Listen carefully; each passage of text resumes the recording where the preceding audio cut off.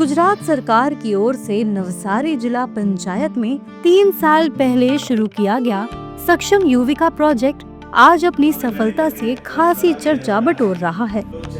इसके तहत प्राथमिक स्कूलों में पढ़ने वाली किशोरियों यानी कक्षा 7 और 8 की छात्राओं के शारीरिक और मानसिक स्वास्थ्य के अलावा उन्हें आत्मनिर्भर व सशक्त बनाने के लिए कई गतिविधियां आयोजित की जा रही हैं।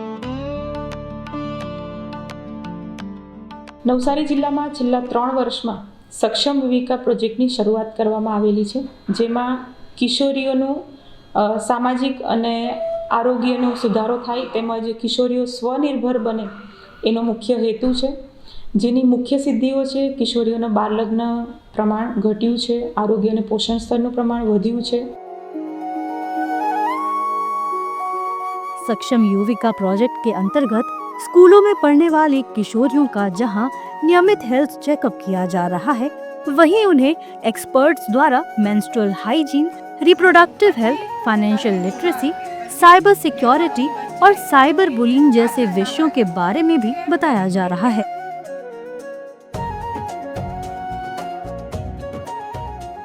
એમની વધતી ઉંમર સાથે કઈ કઈ પ્રકારના બદલાવો એમના સાથે સશક્તિકરણ માટે, મેન્સ્ટ્રુઅલ હાઇજીન માટે, રિપ્રોડક્ટિવ હેલ્થ માટે, સાયબર સિક્યોરિટી માટે, સેફટી માટે, કરિયરમાં ક્યાં ક્યાં આગળ વધી શકાય, એમના સાથે વિવિધ મુદ્દાઓથી અલગ અલગ 14 જેટલા ડિપાર્ટમેન્ટ સાથે મળીને આ બાળકોને આ બાળકીઓને સેશન આપવામાં આવતા હતા।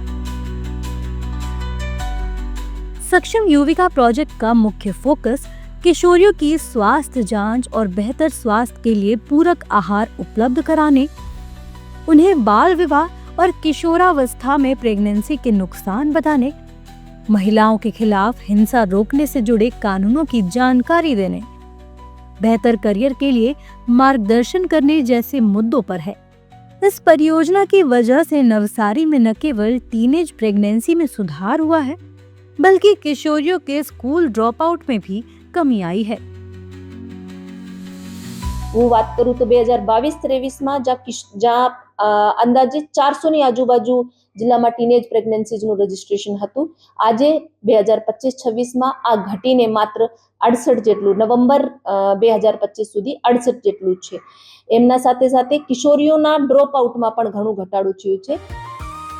इस साल नवसारी जिले के 202 प्राथमिक विद्यालयों में 7,200 से अधिक किशोरियों को जागरूक करने के लिए विशेष सत्रों का आयोजन किया जा चुका है।